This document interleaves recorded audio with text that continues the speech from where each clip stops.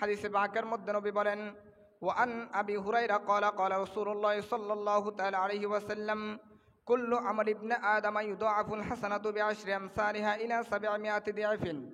হাদিসে পাকের মধ্যে নবী সাল্লাল্লাহু তাআলা আলাইহি ওয়াসাল্লাম বলেন, হাদিসে পাকের মধ্যে আল্লাহর হাবিব সাল্লাল্লাহু তাআলা আলাইহি ওয়াসাল্লাম বলেন, কোনো বনি আদম যদি, অর্থাৎ কোনো আদমের সন্তান বা উম্মতে মুহাম্মাদি যদি মাহে রমজান মুবারকে একটা ভালো কাজ করে, আল্লাহ ওই ভালো কাজের বিনিময়ে তাকে 700 গুণ সওয়াব বাড়িয়ে দেয়। উচ্চ আওয়াজে বলুন সুবহানাল্লাহ। দেখেন হাদিসে পাকের মধ্যে নবী করিম সাল্লাল্লাহু তাআলা আলাইহি ওয়াসাল্লাম বলেন, কুল্লু আমল ইবনে আদম ইউদাআফুল হাসানাতু বিআশরি আমসালিহা ইলা 700 দিআফিন। যে আমার উম্মত মাহে রমজান মুবারকে একটা ভালো কাজ করলো, আল্লাহ তার এই ভালো কাজকে 10 থেকে 700 গুণ সওয়াব বাড়িয়ে দেবে। বড় করে বলুন সুবহানাল্লাহ। সেজন্য আমি গত জুমার মধ্যে বলেছিলাম, আপনি এক ওয়াক্ত নামাজ যদি মাহে রমজান আদায় করেন, আল্লাহ আপনাকে 700 নামাজের সওয়াব দেবে। বড় করে বলুন সুবহানাল্লাহ। এক খতম যদি কোরআন তেলাওয়াত করেন, আল্লাহ আপনাকে 700 খতমের সওয়াব দেবে। সেজন্য এই মাহে রমজান মুবারকে বেশি বেশি করে আমল করবেন, বেশি বেশি করে ইবাদত করবেন, রিয়াজত করবেন। এর মাধ্যমে এক তো আপনার অতীতের গুনাহ মাফ হবে, দ্বিতীয়ত আপনি আল্লাহর দরবারে নৈকট্যবান বান্দাতে পরিণত হবেন। বড় করে বলুন সুবহানাল্লাহ। সম্মানিত হাজরিন, শুধু তাই নয়, হাদিসে পাকের মধ্যে নবী বলেন, ক্বালা আল্লাহু তাআলা, আল্লাহ বলেন, ক্বালা আল্লাহু তাআলা ইল্লা সাওমা ফাইন্নাহু লি ওয়া আনা আজজি বিহি। আল্লাহ বলেন, ক্বালা আল্লাহু তাআলা ইল্লা সাওমা, নিশ্চয় নিশ্চয় মাহে রমজান মুবারকের রোজা আমি আল্লাহর জন্য। ফাইন্নাহু, নিশ্চয় নিশ্চয় মাহে রমজান মুবারকের রোজা আমি আল্লাহর জন্য। এরপরে আল্লাহ বলেন, ফাইন্নাহু লি ওয়া আনা আজজি বিহি, যেহেতু রোজা আমার জন্য, সুতরাং এই রোজার প্রতিদান আমি আল্লাহ নিজ কুদরতি হাতে দান করব। বড় করে বলুন সুবহানাল্লাহ। দেখেন, যাকাতের বিনিময় আছে, নামাজের বিনিময় আছে, যে কোনো ভালো কাজের বিনিময় আছে।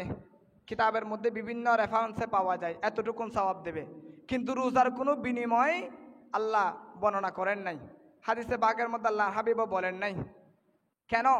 কারণ আল্লাহর হাবিব বলেন যে রোজা এটা আল্লাহর জন্য, সুতরাং আল্লাহ নিজ কুদরতি হাতে তাকে প্রতিদান দেবে। বড় করে বলুন সুবহানাল্লাহ। কতটুকুন সওয়াব দেওয়ার দরকার আর প্রয়োজন, সেটা আল্লাহ নিজ কুদরতি হাতে দান করবে। কিতাবের মধ্যে বা সমতে আছে যে কিয়ামতের ময়দান আপনি যখন আটকে যাবেন, ফুলসিরাতের পারে গিয়ে যখন ধরা খেয়ে যাবেন, মিজানের ফল্লার সামনে গিয়ে যখন আপনি আটকে যাবেন, তখন আল্লাহ বলবেন, ও বান্দা, দুনিয়ার মধ্যে যে আমি আল্লাহ সন্তুষ্টির জন্য রোজা রেখেছো, যাও যাও, আজকে আমি আল্লাহ তোমাকে নিজ কুদরতি হাতে প্রতিদান দিচ্ছি, তুমি সসম্মানে জান্নাতের মধ্যে প্রবেশ করো। বড় করে বলুন সুবহানাল্লাহ। এটা হলো আল্লাহর পুরস্কার, আল্লাহ দেওয়া নিয়ামত। সম্মানিত হাজরিন, শুধু তাই নয়, নবী করিম সাল্লাল্লাহু তাআলা আলাইহি ওয়াসাল্লাম হাদিসে পাকের মধ্যে বলেন, লিসসাইমি ফারহাতানি, ফারহাতুন ইনদা ফিতরিহি ওয়া ফারহাতুন ইনদা লিকাই রাব্বিহি। আল্লাহ নবী রোজাদারের জন্য দুটি নিয়ামত বর্ণনা করেছেন। কয়টি নিয়ামত? দুটি নিয়ামত। নবী বলেন, লিসসাইমি, যারা রোজা রাখবে, ফারহাতানি, তাদের জন্য দুটি নিয়ামত রয়েছে। ফারহাতুন ইনদা ফিতরিহি, এক নম্বর হলো ইফতারের সময়। বড় করে বলুন সুবহানাল্লাহ। ওয়া ফারহাতুন ইনদা লিকাই রাব্বিহি, আর দ্বিতীয় নাম্বার হলো কিয়ামতের ময়দানে আমি আল্লাহর সাক্ষাতের সময়, আমি আল্লাহর সাথে দিদারের সময়। বড় করে বলুন সুবহানাল্লাহ। তাহলে রোজা দেওয়ার জন্য দুটি নিয়ামত, একটা হলো ইফতারের সময়। এই যে ইফতারিকে আমরা সামনে নিয়ে বসে থাকি, সময়ের জন্য আমরা অপেক্ষা করি, তখন আল্লাহ ফেরেশতাদেরকে ডাক দেয়, ও আমার ফেরেশতারা, দেখো দেখো, তোমরা তো বান্দা বানাতে নিষেধ করেছো। আমি যখন বলেছিলাম, ওয়াইদ ক্বালা রাব্বুকা লিল মালায়েকাতি, ওয়াইদ ক্বালা রাব্বুকা লিল মালায়েকাতি ইন্নী জাইলুন ফিল আরদি খলিফা, আমি আল্লাহ যখন বলেছিলাম আমি দুনিয়ার মধ্যে খলিফা পাঠাবো, তোমরা ফেরেশতারা তার বিরোধিতা করেছিলা। আজকে দেখে দেখো, আমার বান্দারা আমি আল্লাহর ভয় অন্তরের মধ্যে রেখে, সামনে খাবার আছে, কিন্তু তারপরও খাবার গ্রহণ করতেছে না, আমি আল্লাহকে ভয় করতেছে। বড় করে বলুন সুবহানাল্লাহ। এবং কিতাবের মধ্যে আছে, ইফতারি সামনে নিয়ে যখন দোয়া করা হয়, বিনা ফরদায় আল্লাহ দরবারের মধ্যে দোয়া কবুল হয়। এটা মকবুলকৃত সময়, মকবুলকৃত বক্ত। সেজন্য ইফতারি সামনে নিয়ে দরুদ শরীফের মাধ্যমে আল্লাহর দরবারে দোয়া করবেন, আপনার যে কোনো হাজত আল্লাহর দরবারে কবুল হবে। বড় করে বলুন সুবহানাল্লাহ। ওই ইফতারের আগে যে দোয়া করা হয়, ওই দোয়া এবং আল্লাহর মধ্যে কোনো পার্টিশন থাকে না, কোনো ফরদা থাকে না, বিনা পার্টিশনে, বিনা ফরদায় আল্লাহর দরবারের মধ্যে কবুল হয়। দ্বিতীয় নাম্বার হলো দুনিয়ার মধ্যে যারা রোজা রেখেছে কিয়ামতের ময়দানে বা জান্নাতে আল্লাহ তাদের সাথে দিদার দেবে। বড় করে বলুন সুবহানাল্লাহ। আল্লাহকে তারা স্বচক্ষে দেখবে। আল্লাহ কিরকম? এই যে আল্লাহ কোটি কোটি মানুষ সৃষ্টি করেছে, আসমান সৃষ্টি করেছে, জমিন সৃষ্টি করেছে, কোটি কোটি নক্ষত্র সৃষ্টি করেছে, সূর্য সৃষ্টি করেছে, সে স্রষ্টা কেমন সেটা আপনি কিয়ামতের ময়দানে দেখতে পাবেন। বড় করে বলুন সুবহানাল্লাহ। এটা একমাত্র রোজাদারের জন্য। তাহলে রোজাদারের জন্য ফারহাতানে দুটি নিয়ামত, একটা হলো ইফতারের সময়, আর একটা হলো কিয়ামতের ময়দানে সরাসরি আল্লাহর সাথে দিদার। বড় করে বলুন সুবহানাল্লাহ। এরপরে হাদিসে পাকের মধ্যে আছেন নবী করিম সাল্লাল্লাহু তাআলা আলাইহি ওয়াসাল্লাম বলেন, ওয়ালা খুলুফ ফামিস সাইমি, ফামিস সাইমি যারা রোজা রাখবে, আতিয়াবু ইনদাল্লাহি মির রিহিল মিসকি। নবী করিম সাল্লাল্লাহু তাআলা আলাইহি ওয়াসাল্লাম বলেন, আতিয়াবু ইনদাল্লাহি মির রিহিল মিসকি। রোজাদারের মুখ থেকে যে দুর্গন্ধ বের হয় সেটা আল্লাহর দরবারে মেশক আম্বরের সুগন্ধির চাইতেও বেশি সুগন্ধময় হয়। বড় করে বলুন সুবহানাল্লাহ। রোজাদার সারাদিন কিছু না খাওয়ার ফলে মুখ থেকে একটা কি বের হয়? দুর্গন্ধ বের হয়। আল্লাহ বলে, বান্দারে দুনিয়ার মধ্যে রোজা রাখার ফলে তোমাদের মুখ থেকে দুর্গন্ধ বের হচ্ছে, এটাকে তোমরা দুর্গন্ধ মনে করিও না, বরং এই দুর্গন্ধটা আমি আল্লাহর দরবারে মেশক আম্বরের খুশবার চাইতেও বেশি খুশবুময়। বড় করে বলুন সুবহানাল্লাহ। আল্লাহ ওই দুর্গন্ধকে বেশি ভালোবাসেন এবং কিয়ামতের ময়দানে আপনার দুর্গন্ধের মাধ্যমে এই দুর্গন্ধ এটা মেশক আম্বরের খুশবে পরিণত হবে। এই মেশক আম্বরের খুশবু ঘ্রাণ নিতে নিতে জান্নাতের হুর আপনার জন্য আল্লাহ দরবারে প্রার্থনা করবে। বড় করে বলুন সুবহানাল্লাহ। সম্মানিত হাজরিন, এরপরে নবী করিম সাল্লাল্লাহু তাআলা আলাইহি ওয়াসাল্লাম বলেন, ওয়াসিয়ামু জুন্নাতুন ওয়া ইযা কানা ইয়াউমু সাওমি আহাদিকুম। নবী বলেন, ওয়াসিয়ামু জুন্নাতুন, রোজা হলো ঢাল স্বরূপ। ডাল মানি কিয়ামতের ময়দানে আপনি এবং জাহান্নামের মধ্যখানে একটা পার্টিশন দেওয়া হবে, ওই পার্টিশন হলো সিয়াম, রোজা। বড় করে বলুন সুবহানাল্লাহ। জাহান্নামের সামনে আপনার রোজা পার্টিশন হিসেবে দাঁড়িয়ে যাবে। রোজা আপনার পক্ষে সুপারিশ করবে, ও আল্লাহ, আজকে আমি জাহান্নাম থেকে তাকে বাঁচানোর জন্য আমি ডাল হিসেবে আমি তার সামনে দাঁড়িয়ে আছি। সে দিনের বেলায় না খেয়ে আমি রোজাকে মহব্বত করে আপনার সন্তুষ্টির জন্য আমি রোজাকে আদায় করেছি। আল্লাহ, আমি তার পক্ষে সুপারিশ করতেছি, আপনি তাকে জান্নাতের মধ্যে পাঠিয়ে দিন, আপনি তাকে জান্নাতের বাসিন্দা বানিয়ে দিন। এভাবে করে করে এই মাহে রমজান মুবারকের রোজা আপনার পক্ষে সুপারিশ করবে। বড় করে বলুন সুবহানাল্লাহ।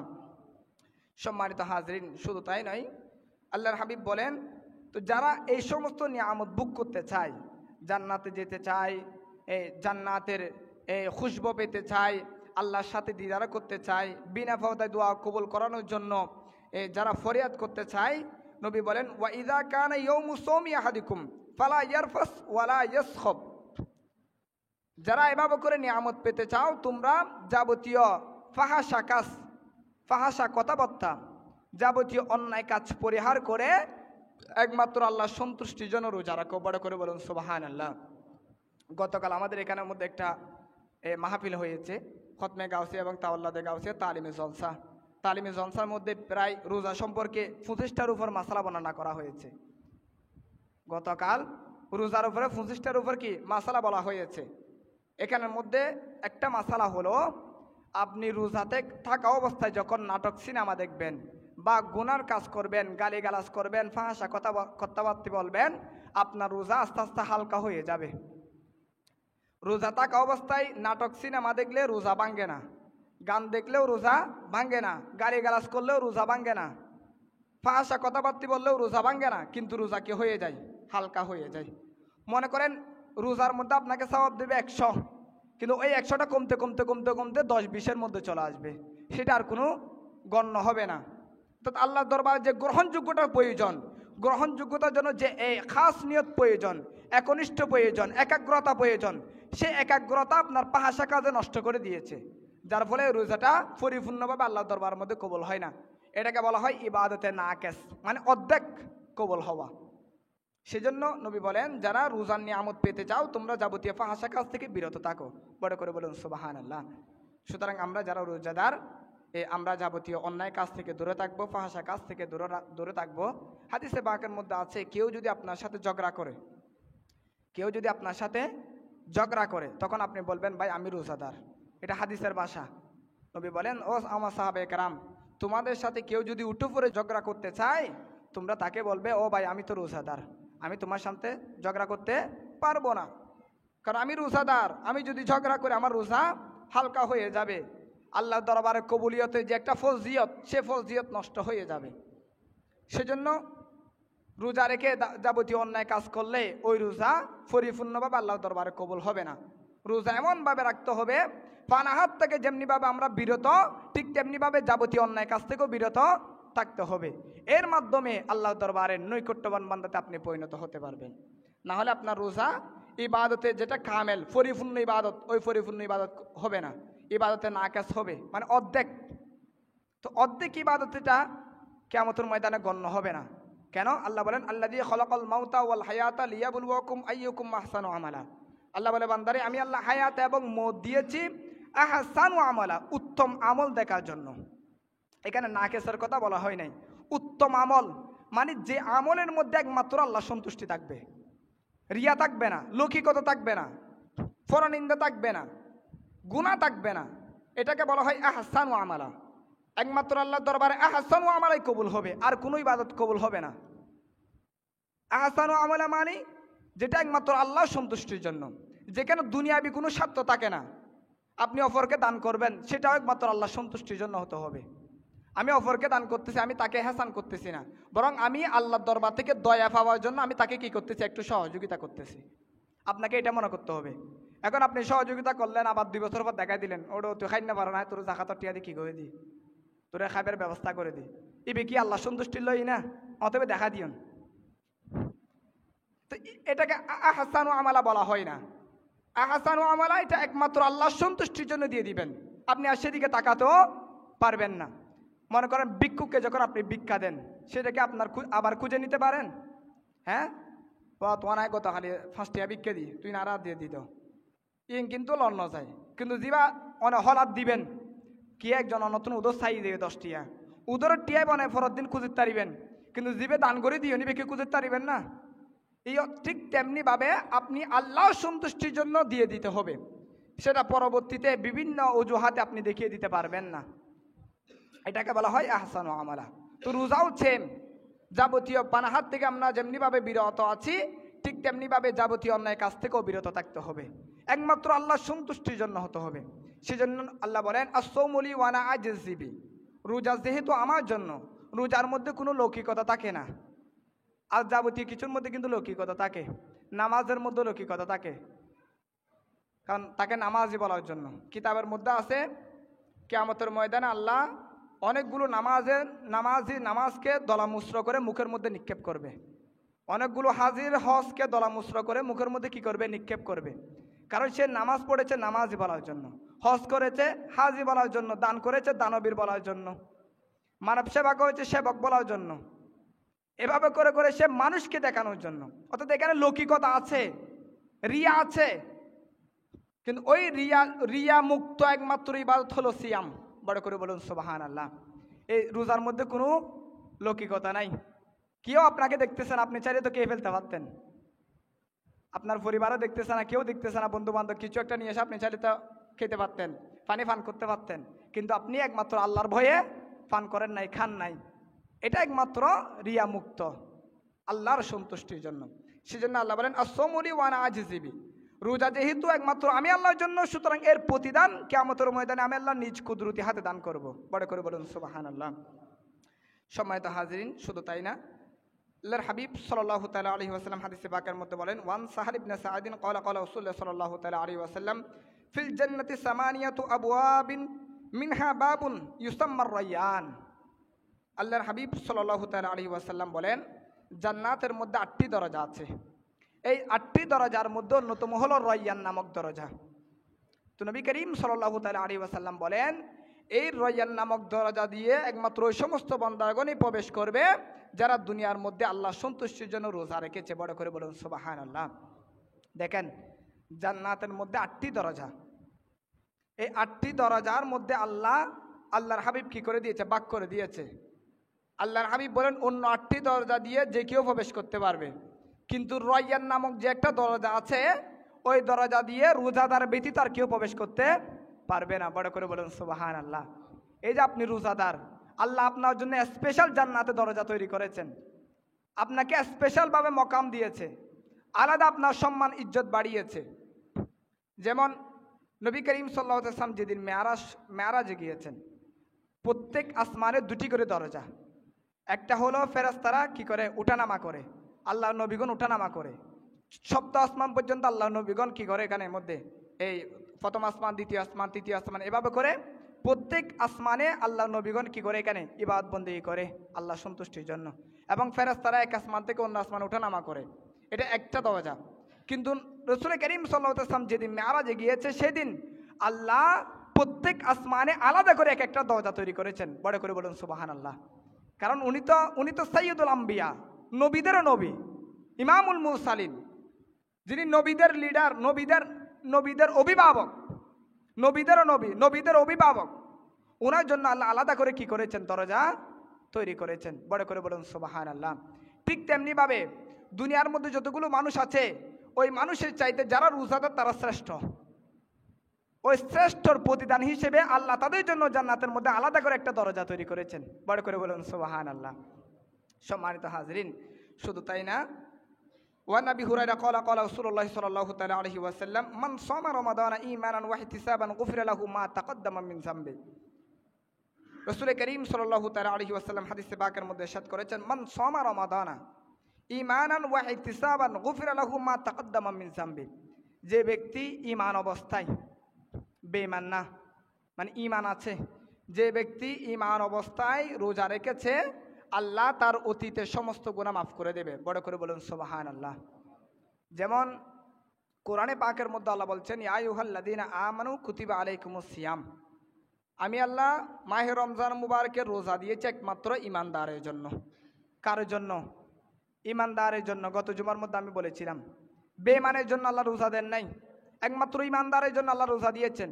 ঠিক তেমনিভাবে ওই আয়াতের পরিপ্রেক্ষিতে আল্লাহর হাবিব হাদিসে পাকের মধ্যে সেম বলেছেন।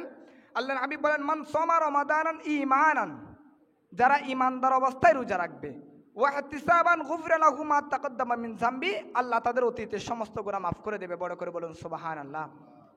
এই যে আল্লাহর হাবিব বলেছেন গুনাহ মাফ হবে, এটা কাদের কথা বলেছেন? ঈমানদারের কথা, বেঈমানের কথা এখানে বলা হয় নাই। সেজন্য কোরআনে পাকের মধ্যে আল্লাহ বলেন, ইন্নাল্লাযীনা আমানু ওয়া আমিলুস সলিহাত। দুনিয়ার মধ্যে ওই সমস্ত বান্দাগণ একমাত্র আমলে সলিহা করবে যারা ঈমানদার। ওয়া আমিলুস সলিহাত, যারা আমলে সলিহা করবে, নামাজ পড়বে, রোজা রাখবে, দান সদকা করবে, হজ করবে, উমরা করবে, এভাবে করে বিভিন্ন ভালো কাজ করবে। এগুলো কারা করবে? ইন্নাল্লাযীনা আমানু, যারা ঈমানদার। বড় করে বলুন সুবহানাল্লাহ। বেঈমানের জন্য কোনো আমল নাই, বেঈমানের জন্য কোনো ইবাদত নাই, কোনো রিয়াজত নাই। বেঈমান মনে করেন কলমা পড়লে ঈমানদার হয় না। একটা বিষয় মনে রাখবেন, আপনি কলমা পড়ে কতক্ষণ ঈমানদার থাকবেন? যতক্ষণ পর্যন্ত আপনার জবান দিয়ে কুফরি কোনো কিছু বের হবে না। কলমা পড়েছেন ঈমানদার, ঠিক আছে, কিন্তু যে মুহূর্তে আপনি জবান দিয়ে কুফরি কালাম করেছেন, আপনি বলেছেন আল্লাহ মিথ্যা কথা বলতে পারে, নাউজুবিল্লাহ, আপনি বলেছেন রাসূল আমাদের মতো। দেখেন হাদিসে পাকের মধ্যে এই যে রাসূল আমাদের মতো, এই সম্পর্কে হাদিসে পাকের মধ্যে এসেছেন, নবী করিম সাল্লাল্লাহু তাআলা আলাইহি ওয়াসাল্লামকে একজন সাহাবী আরজ করলেন, ইয়া রাসূলুল্লাহ, ইয়া হাবিবাল্লাহ, আপনি তো এই মাহে রমজান মুবারকে কি করেন? ইফতারি স্যার আপনি ধারাবাহিকভাবে রোজা রাখেন। আল্লাহর হাবিব ইফতারি না করে কি করতেন? ধারাবাহিকভাবে রোজা রাখতেন। তখন নবী বলেন, আইয়ুকুম মিসলি, তোমরা কি আমার মতো? তোমরা কি আমার মতো মনে করো যে আমি নবী ইফতারি ছাড়া রোজা করি, রোজা আদায় করি, রোজা রাখি? কারণ আল্লাহ আমি নবীকে জান্নাতের নাজ নিয়ামতের মাধ্যমে ইফতারি করাই। বড় করে বলুন সুবহানাল্লাহ। তোমাদেরকে তো জান্নাতের নাজ নিয়ামতের মাধ্যমে ইফতারি করাই না, সুতরাং তোমরা কিভাবে আমার মতো হবে? আইয়ুকুম মিসলি, আজকে হাদিসে পাকের মধ্যে এসেছেন, নবী বলেন তোমরা তো আমার মতো না। এখন আমরা যারা আমার মতো বলি, তাদের কি ঈমান আছে? ওই বেঈমানের জন্য কি রোজা? কোনো কিছু না। তো আল্লাহ যারা বলে আল্লাহ মিথ্যা কথা বলবেন, নবী আমাদের মতো, নাউজুবিল্লাহ, এই সেই যারা বলে, অর্থাৎ কুফরি কালাম। আমি বুঝাতে চাচ্ছিলাম কি, কলমা পড়ার পরে আপনি ঈমানদার, যে মুহূর্তে আপনার জবান দিয়ে কুফরি বের হয়েছে, কুফরি কালাম বের হয়েছে, সাথে সাথে আপনার নাম বেঈমানের খাতায় লেখা হয়েছে। পরবর্তীতে যদি আপনি তওবা করে আবার নতুনভাবে ঈমান আনেন তখন আপনি ঈমানদার। কিন্তু যতক্ষণ পর্যন্ত তওবা না করে ঈমান আনবেন না ততক্ষণ পর্যন্ত আপনি বেঈমানই থাকবেন। সুতরাং ওই সমস্ত বেঈমানের জন্য আল্লাহ আমল দেন নাই, ইন্নাল্লাযীনা আমানু ওয়া আমিলুস সালিহাত, একমাত্র এই যাবতীয় আমল দিয়েছি ঈমানদারের জন্য। সেজন্য আমরা তো মনে করি না হয়ে ওয়া এইবার তো একবারে ব্যাকিন আছে, দাড়ি টুপি ব্যাকিন আছে, কোরআন পাক তেলাওয়াত করে, রোজা রাখে, তারাবি পড়ে, ব্যাকিং করে, বা ইবাদে কুফুরি খালাম একখান করে ফেলি, ইবাদে কই ফেলি আল্লাহ মিসাওদা করতারি, আল্লাহ কি তওবা করছিল না? তো তওবা না করলে কি ঈমানদার আছে না? ইবাদে কই রাসূল পাকে বের কথা মেডে খাই ফেলি, নাউজুবিল্লাহ, রাসূল পাকে মুখত তো দুর্গন্ধ বাইরে তো এই যে কুফুরি খালাম বাইরে করে জীবের কি ঈমান আছে না? তুই ইবার তওবা করন নগরণ পর্যন্ত ইবার অনেক ঈমানদার হইতে পারবেন না। কিন্তু যে মুহূর্তে ভুল বুঝিতে পারি আরে তওবা করে সংশোধন হইব, অনেক পরে কি করতে পারবেন? ঈমানদার হইতে পারবেন। সুতরাং নবী বলতেছেন ঈমান ওয়া ইহতিসাবান গুফিরা লাহু মা তাকদ্দামা মিন যামবি, যারা ঈমানদার অবস্থায় রোজা রাখবে আল্লাহ তাদের অতীতের গুনাহ মাফ করে দেবে। বড় করে বলুন সুবহানাল্লাহ। আল্লাহ পাক জাল্লা শানহু ইজ্জতের সহিত এ মাহে রমজানের রোজাগুলো আদায় করার তৌফিক দান করুন। সকলে বলুন আমিন।